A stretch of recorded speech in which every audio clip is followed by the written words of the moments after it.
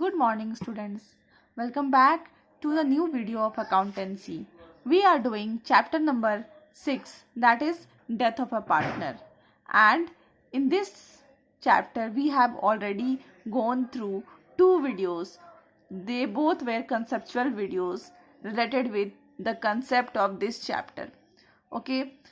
In this video, we are going to focus on how the profit of the deceased partner will be calculated. Okay, so in this whole video we will discuss about the same thing, that is how to calculate the profit of a deceased partner. मतलब आज के video में हम लोग देखने वाले हैं disease partner का मतलब होता है वो पार्टनर जिनका डेथ हो चुका है, तो उनका हम लोग शेयर ऑफ प्रॉफिट कैसे निकालेंगे. तो यहाँ पे मैंने लिखा हुआ है profit can be estimated on the basis of time and sales, that is turnover. तो हम लोग प्रॉफिट निकालने का दो बेसिस ढूंढते हैं. बेसिस देखो मैं आपको ये चीज़ बाद में समझाऊंगी. बेसिस इसलिए ढूंढा जाता है क्योंकि अगर वो पार्टनर हमें अचानक से बीच में छोड़ के चले जाते हैं तो हम उसको प्रॉफिट कैसे देंगे, 1 महीना का या तो फिर 2 मंथ्स का. ओके, तो इसको हम लोग बाद में डिस्कस करेंगे कि बट थिंग इज दिस कि हम लोग कोई एक बेसिस ले लेते हैं और उसी के आधार पे, तो on the basis of that we calculate the profit of a deceased partner. Okay, तो हम लोग प्रॉफिट निकालने के लिए मेनली 2 बेसिस लेते हैं. First is time and second is sales.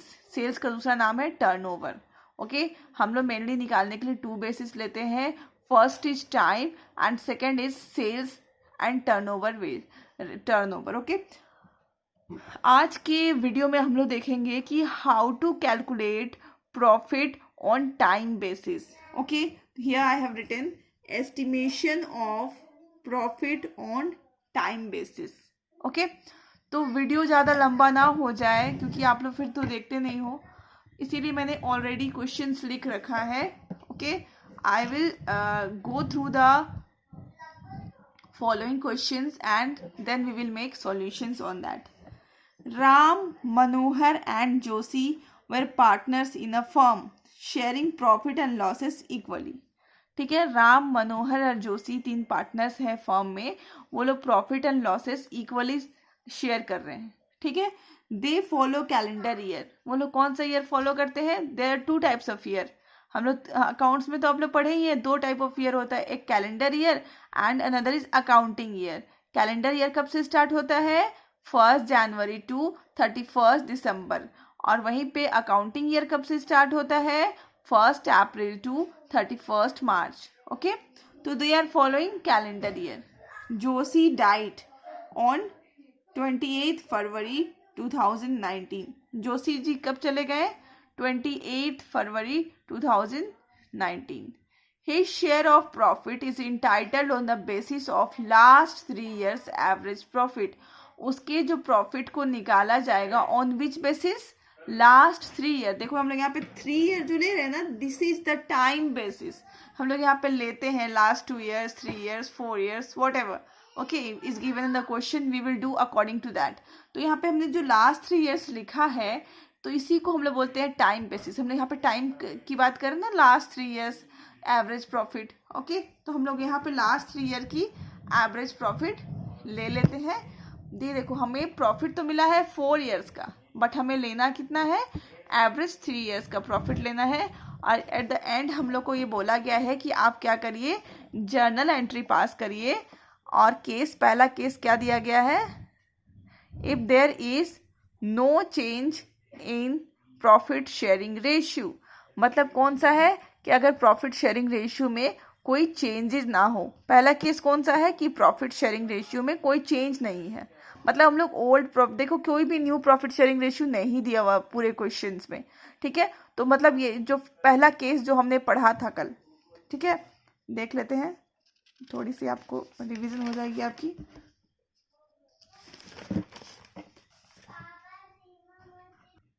तो ये देखिए हमने जो जर्नल एंट्री करा था ना, देखिए पहला for share of profit.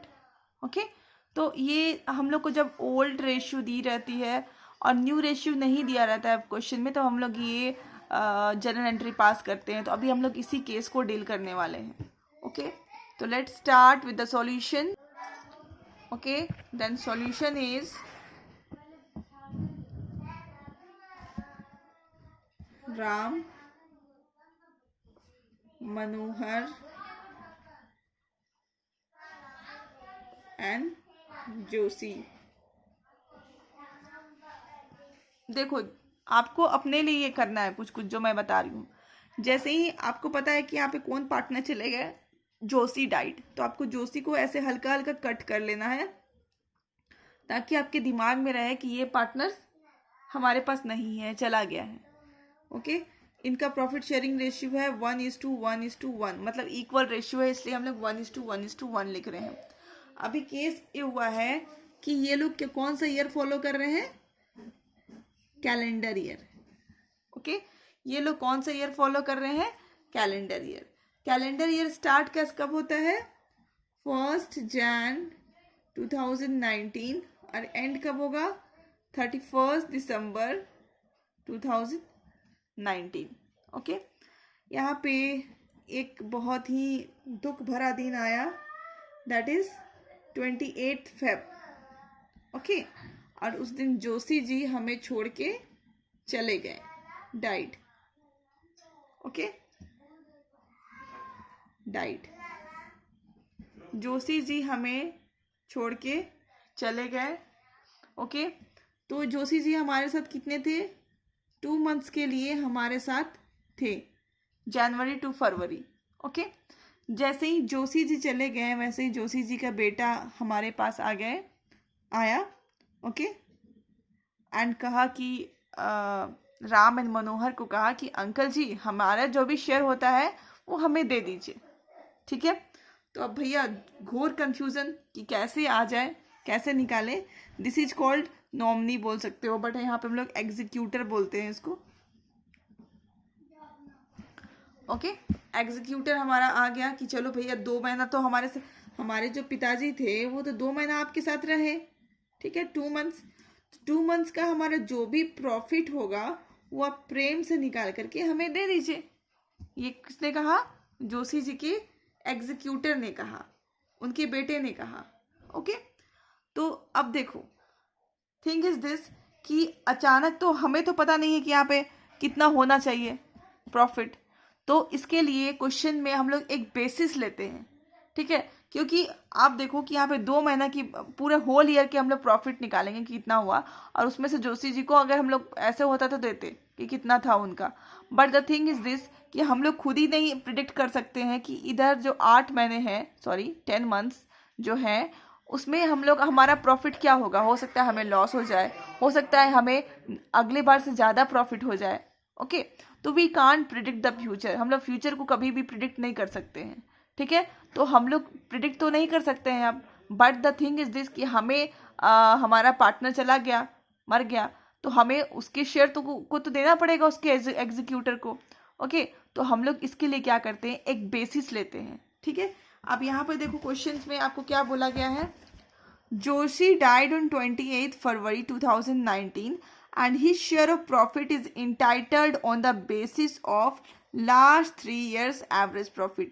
Last 3 years की एवरेज प्रॉफिट में के बेसिस पे उसका प्रॉफिट निकालना है इन सिंपल लैंग्वेज. ओके, तो अभी देखो लास्ट 3 years कौन सा हुआ, ये सबसे लास्ट तो 2019 चल रहा है, तो सबसे लास्ट उसका कौन सा हुआ, 18 हुआ. देन कौन सा होगा, 17 होगा. देन कौन सा होगा, 16 होगा. ओके, तो हम लोग यहाँ पे क्या करेंगे, इसके लास्ट में जाएंगे. इसके लास्ट में क्या आया, सबसे पहले 2018. ठीक है, फिर इसके लास्ट में गया तो क्या आया, 2017. फिर गए तो क्या हुआ, 2016.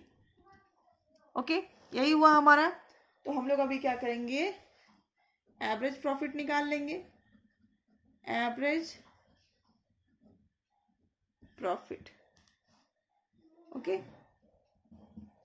कितना है हमारा एवरेज प्रॉफिट, 80,000 था 2018 में, 90,000 था 2017 में, एंड 1 लाख था 2016 में. ओके, इसको हम लोग क्या करेंगे, 3 से डिवाइड कर देंगे, हो जाएगा ये हमारा 90,000। अभी एक गौर करने वाली बात ये है कि जैसे आपको कंफ्यूज करने के लिए यहाँ पे 4 ईयर का भी दिया हुआ रहेगा, 5 ईयर दिया हुआ रहेगा, तो आपको ये समझना है कि लास्ट ईयर से हमको कैलकुलेट करना है कि मोस्ट रिलेवेंट कौन सा होगा। ओके, तो ये हो गया। तो हम लोग ये मान लेते हैं कि हम लोग होल ईयर में मतलब यहाँ से यहाँ तक हम लोग कितना प्रॉफिट कमाएंगे इस साल, 90,000 कमाएंगे। हम कमाएंगे, हो सकता है हम कमाए ज़्यादा, ठीक है, हम अर्न ज़्यादा भी कर सकते हैं, बट अब हमारे पास ऐसा सर्कमस्टेंसेस आ गया है कि हमें अब तो पूरे होल ईयर का कुछ ना कुछ प्रॉफिट मानना पड़ेगा। इसीलिए हम यहाँ पे बस ये मान लेते हैं कि हमारा क्या होगा कि हम पूरे साल में कितना कमाएंगे, 90,000 ही कमाएंगे, ये हम लोग मान रहे हैं।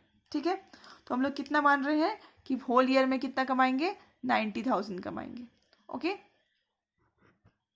अब हमें 90,000 तो हमारा होल ईयर के था, पूरा ईयर के लिए हमारा 90,000 था, बट फॉर द 2 मंथ्स में हम लोग हमारा कितना प्रॉफिट हुआ वो हम देखते हैं। तो यहाँ पे लिखेंगे हम estimate profit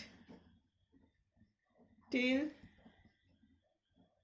date of death, partner के डेथ तक हमारा कितना प्रॉफिट हुआ, दैट इज 90,000 इंटू कितना है। ओके, तो हमने कैलकुलेट कर लिया कि 90,000 था हमारा पूरा साल का, तो 2 महीना का कितना होगा, दैट इज 2/12।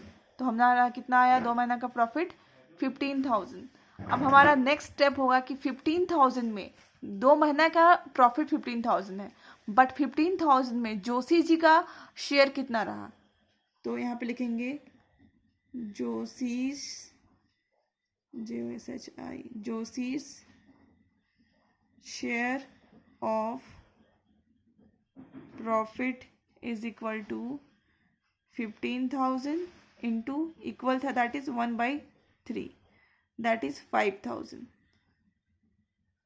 ओके, तो जोशी जी का शेयर कितना है, 5,000।